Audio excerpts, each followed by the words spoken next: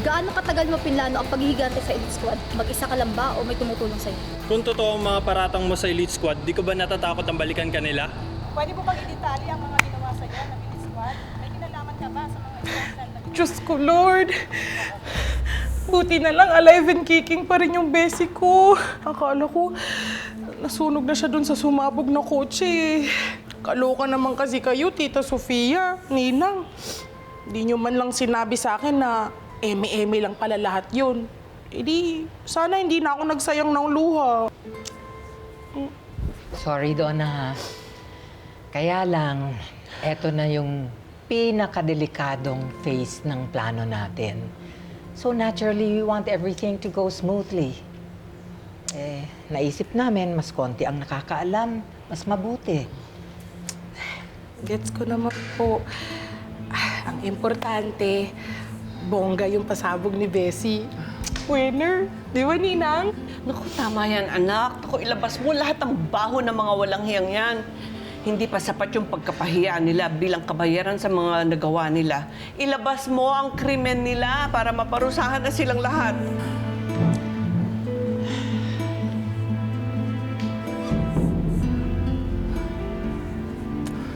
All the hard work, all the sacrifices we've made are finally paying off. May kinalaman ka ba sa mga skandal na ginawa nila?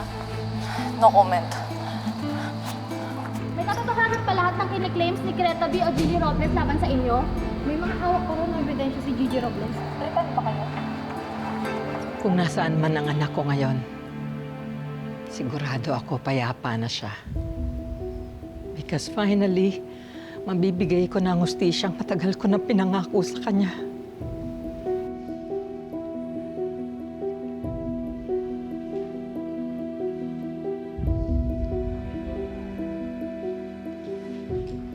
Ano pong masasabi niyo sa mga paratang sa inyo, ma'am? Talk to my counsel. Just leave us alone. Kahit konti lang po sana, ma'am. Gusto po namin malaman ang sagutin niyo. Tawagan mo na yung driver. Umalis na tayo dito. Go get my brother.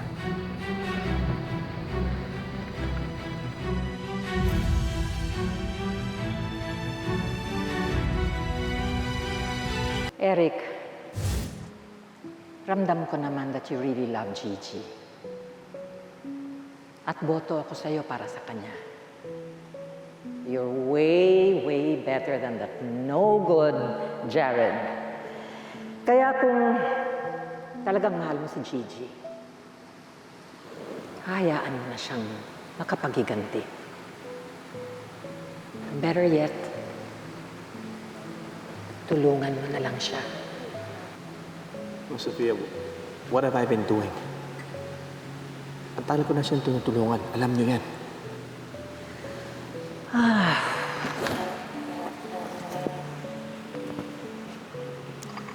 I know.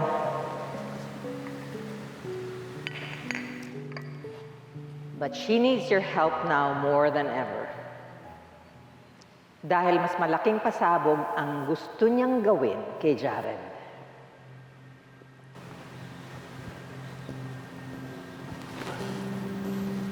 Sophia, ano pong ibig niyo sabihin? Alam na ni Magnus na wala na sa mental hospital si Gigi. So, sigurado ako na naghihinala na sila ngayon.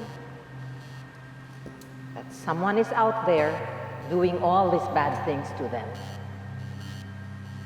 Kung noon nahirapan tayo na maghanap ng ebidensya para idiin sila, mas mahihirapan tayo ngayon. Because naturally, mas magiging maingat sila. Oh, what are you suggesting? We need to plant someone in that group. Someone who can earn their trust, lalo na si Magnus. Ako? Me? Masap, are you serious? Gusto niyo maging espiya ako kay Magnus at sa Elite Squad? Eric, just hear me out. Pag na-convince mo na si Magnus at ang Elite Squad, nakakampi ka nila, malalaman na natin lahat ng sikreto nila. Malalaman natin ang lahat ng plano nila. Kaya kahit anong gawin nila, nakahanda na tayo. At magkakaroon na tayo ng bala para ibigin sila. Patunayan mo muna sa akin kung alam mo talaga kung nasaan siya. Alright. Deal. Pag nakita ko siya, tatawagan kita agad. Magnus is demanding proof of my loyalty to him. I mean, it makes sense. Pagkatapos ko ipagtanggol si Gigi noon, bigyan na lang ako magkaside sa kanila. We already saw this coming. But don't worry. Mapag-isipan na namin kung ano ang gagawin. Chicken at chicken, Eric. Ang kailangan mo lang gawin is mapaniwala mo si Magnus na ilalaglag mo talaga ako. Sabihin mo sa kanya kung saan ako matatagpuan. And that's it. Kilala naman nating lahat si Magnus. Mabilis pa yun sa alas 4, diba? Ipapatumba ako nun kagad. Wait. Parang ayoko yung plano na yan, ha? Ba't ka naman ibibigay yung location mo? Parang ako na mismo nagpapahamak sa'yo. Ano ka ba? Siyempre, char-char na impormasyon lang naman yung ibibigay mo kay Magnus eh. Hello Magnus, alam ko nasa si Gigi ngayon. Kakasakay lang niya ng kotse at may pupuntahan siya, kaya susundan ko siya. Gagamit tayo ng double. Pero ang kailangan, malinis at mabilis ang execution. Para hindi sila maginala. Buri mo yung jacket mo. Sige, mag-iingat ka.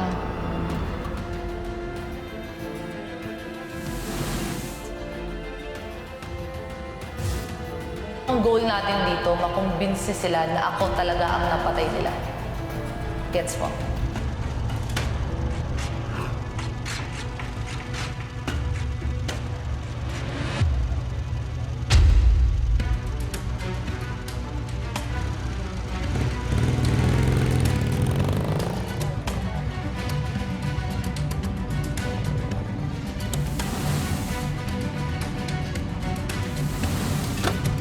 Bilisan nyo! Ipasok nyo na sa kotse, wala nang oras!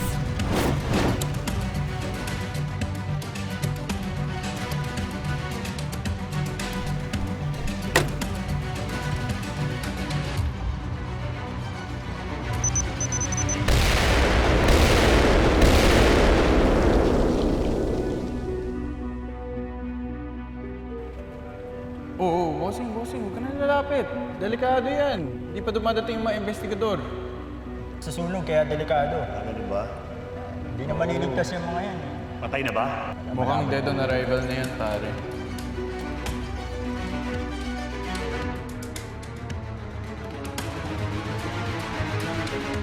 What the heck was that? Akala ko ba napapatay mo na si Gigi? Bakit hindi mo naisip na si Gigi at si Greta ay iisa? Look what happened! She humiliated us! This is an I told you so moment. Kung nakinig lang kayo sa akin nun, edi sana hindi tayo abot sa ganito. Stop throwing blame, Blair. Nakita natin lahat before na nabaliw si Gigi sa mental. Who would have thought na may grand scheme pala siya? Goodness. Lahat tayo may kasalanan. We underestimated Gigi. Yan nyo. Kinuha natin lahat ng pera niya at properties niya. So paano siya makakapagparitoke ng mukha at makakabili ng properties kung wala nagfa-finance sa kanya? Basta, kailangan nating gumanti. Huwag nating hayaan mag-succeed si Gigi at yung mga kakampi niya. Kung wala lang talagang tao kanina sa simbahan, pinatumba ko na siya kay Norman. Don't be too hasty, Magnus. Hindi mo pwede ipa-eliminate na lang si Gigi ngayon ng basta-basta or anyone related sa kanya. Kasi automatic tayong pagbibintangan ng mga tao dahil kaaway natin siya. So ano? Tutungangan lang tayo? Wala tayong gagawin? Hindi pwede. For sure, wala akong makukuha bookings kung sila na yung image ko sa public. Well, hindi lang naman ako eh. But all of us, lahat tayo maaapektuhan. We have to hatch a new plan. Okay? Para patumbahin ulit yung Gigi na yan. Something like what we did before. Feeling ko nga uubra pa yung dati nating scheme eh.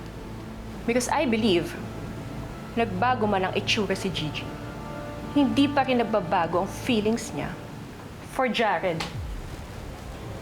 Are you serious?